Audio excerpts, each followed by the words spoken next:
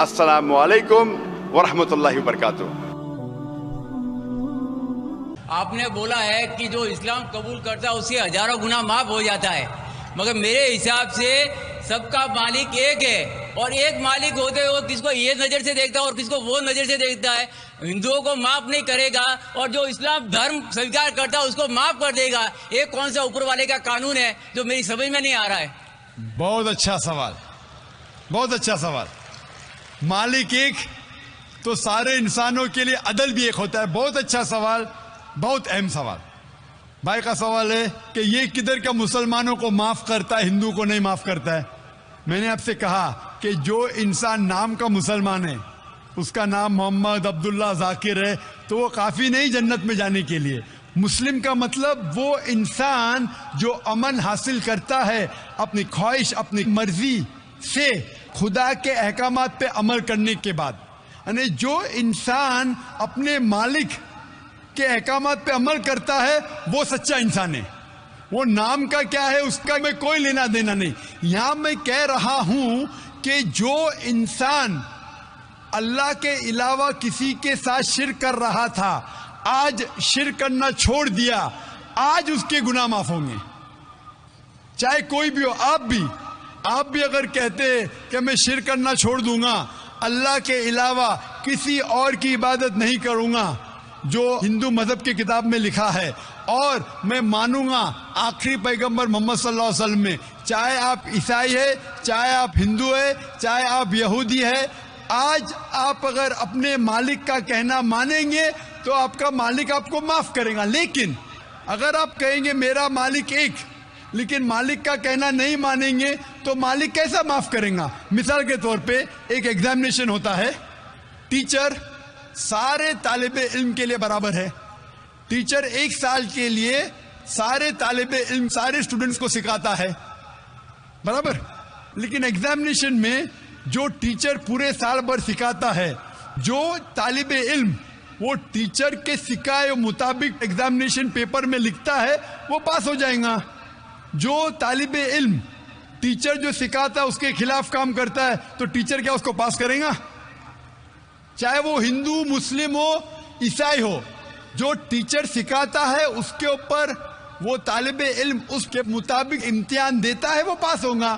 آپ کا مالک، ہمارا مالک ایک ہے، ساری کتابوں میں لکھا ہے، ہندو مذہب کی کتاب میں، یہود مذہب کی کتاب میں، عیسائی مذہب کی کتاب میں، اسلام مذہب کی کتاب میں، سکھ مذہب کی کتاب میں، کہ مالک ایک ہے۔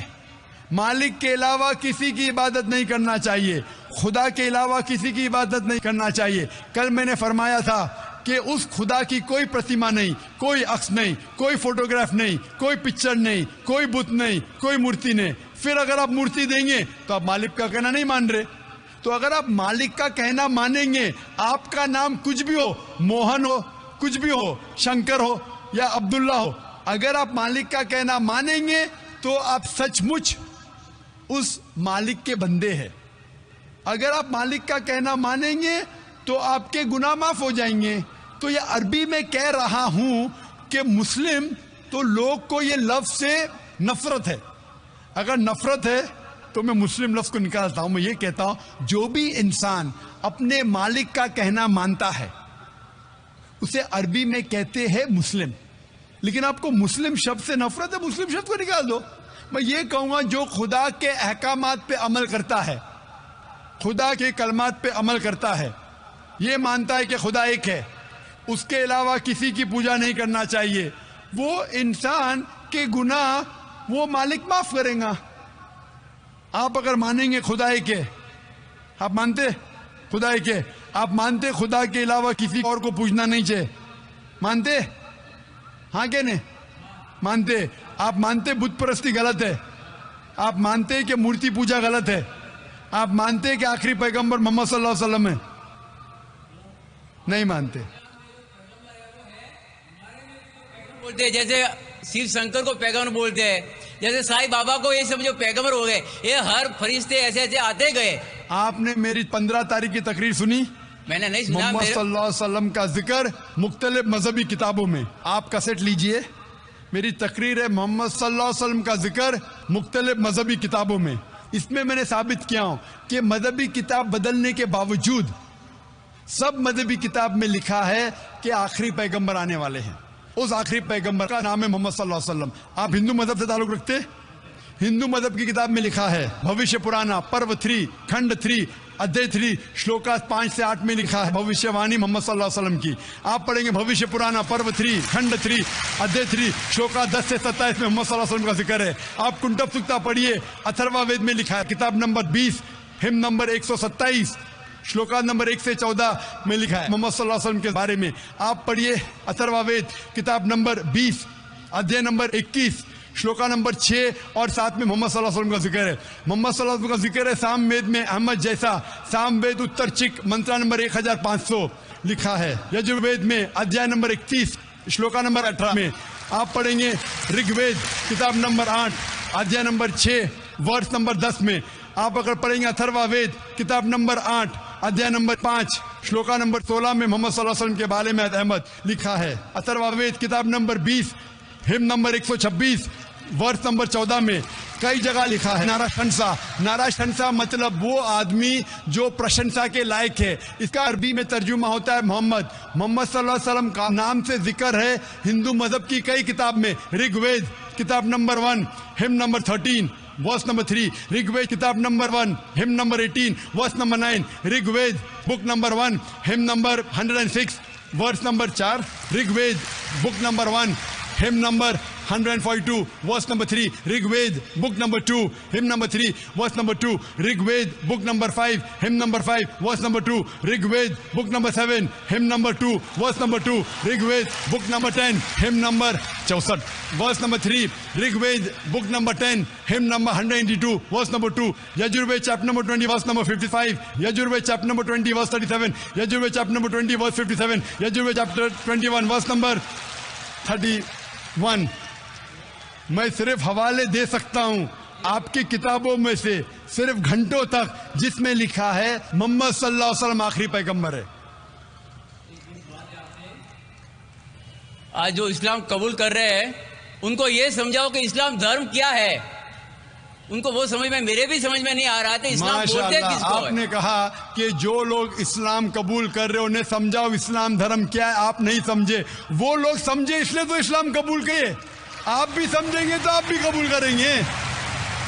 یہ 10 روزہ کانفرنس جو تھا ہمارا مقصد تھا بتانے کے لیے سارے انسانوں کو اسلام کیا ہے. یہ میڈیا جو اسلام کو پیش کر رہی ہے یہ توڑ مڑوڑ کے پیش کر رہی ہے. ہمارا مقصد ہی تھا بتانے کے لیے سارے انسانوں کو اسلام کیا ہے. اگر آپ اسلام کو نہیں اب تک جانے تو بے شک قبول مت کرو. جب ہی پہچان لیں گے اسلام کو تو انشاءاللہ آپ بھی شہادت دیں گے. میری دعا ہے اللہ سبحانہ و تعالیٰ سے, اس مالک سے کہ آپ کو ہدایت دے کہ آپ یہ مانیں کہ اللہ ایک ہے, اللہ کے علاوہ کوئی معبود نہیں, اور محمد صلی اللہ علیہ وسلم آخری پیغمبر ہے. میں کہوں گا والنٹیئر سے کہ آپ کو میری DVD دے محمد صلی اللہ علیہ وسلم کا ذکر مختلف مذہبی کتابوں میں, اس میں سارے حوالے ہیں, اور ایک خصوصاً تقریر ہے محمد صلی اللہ علیہ وسلم کا ذکر ہندو مذہبی کتاب میں, صرف ہندو مذہب میں. آپ اس کو دیکھو اور انشاءاللہ آپ اس بات کو تسلیم کریں گے آج نہیں تو کل کہ اللہ ایک ہے, اس کے علاوہ کوئی معبود نہیں, اور محمد صلی اللہ علیہ وسلم آخری پیغمبر ہے. Hope the answer the question. بھائی نے سوال کیا کہ اگر ختنہ کرنا ضروری ہے تو جب پیدا انسان ہوتا ہے اسی وقت کیوں نہیں ختنے کے ساتھ پیدا ہوتا ہے. اچھا سوال ہے. اور ختنہ کرنا کیا ضروری ہے, یہ سوال پہلے پوچھا گیا تھا. بھائی صاحب, اللہ سبحانہ و تعالیٰ اگر چاہتا تھا تو اس کے لیے آسان تھا کہ جب بچہ پیدا ہوتا ہے لڑکا تو اس کا پریپیوز ختنے کے ساتھ پیدا ہو سکتا تھا. لیکن اللہ سبحانہ و تعالیٰ, کیونکہ اللہ کے رسول نے فرمایا کہ بچہ پیدا ہونے کے پہلے یہ prepuce, this prepuce acts as a protection. So medically جب بچہ پیدا ہوتا ہے this prepuce acts as a protection, تو میڈیکلی اچھا ہے, پوائنٹ نمبر 1.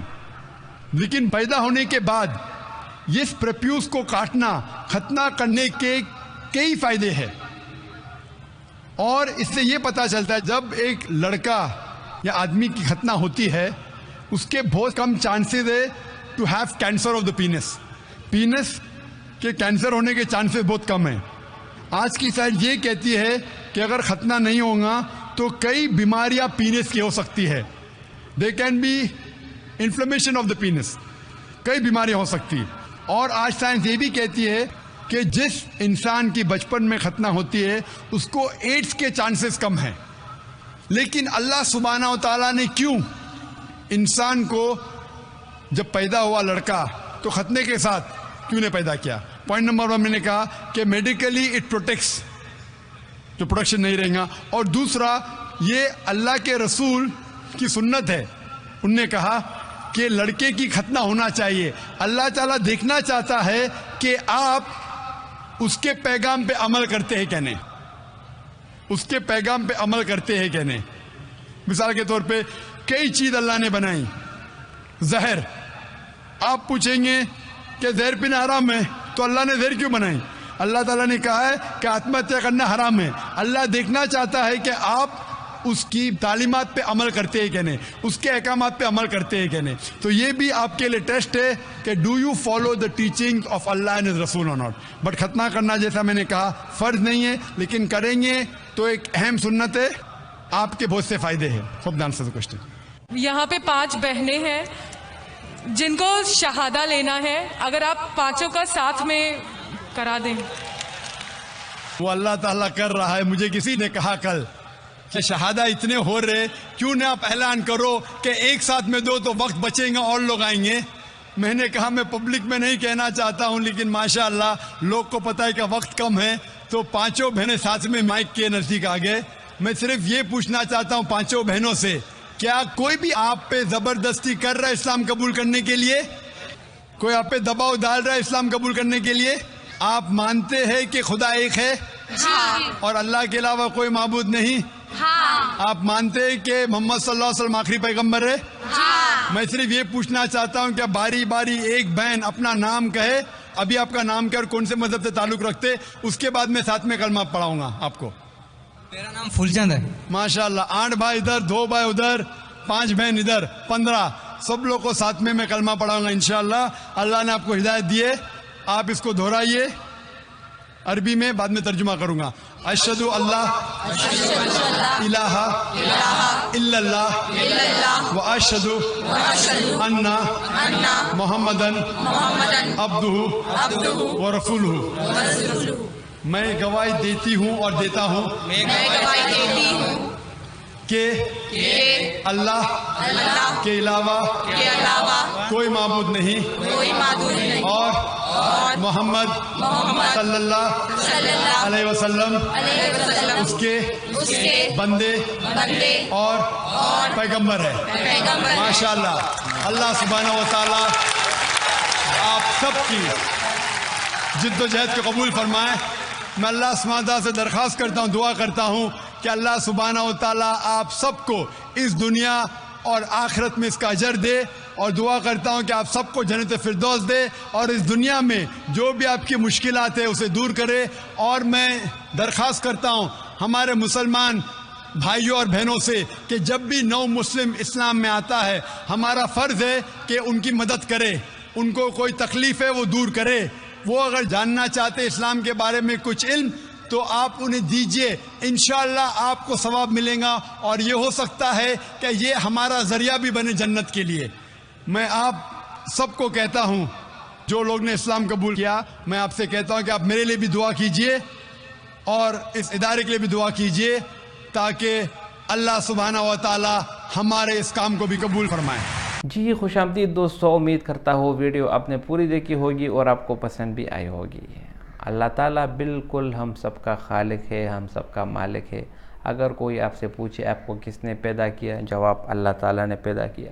رزق کس نے دیا، اللہ تعالیٰ نے دیا. لباس، یہ ہر طرح کی نعمتیں اگر ہم اپنے بدن سے شروع کریں، اپنی آنکھوں کو، اپنے ہاتھوں کو، اپنے پاؤں کو، جس خوبصورتی سے اللہ تعالیٰ نے ترتیب دیا ہمارے بدن کو، تو واقعی جو ہے نا اللہ تعالیٰ تعریف کے قابل ہے، اور جتنی بھی اس کی شکر ادا کرے وہ کم ہے.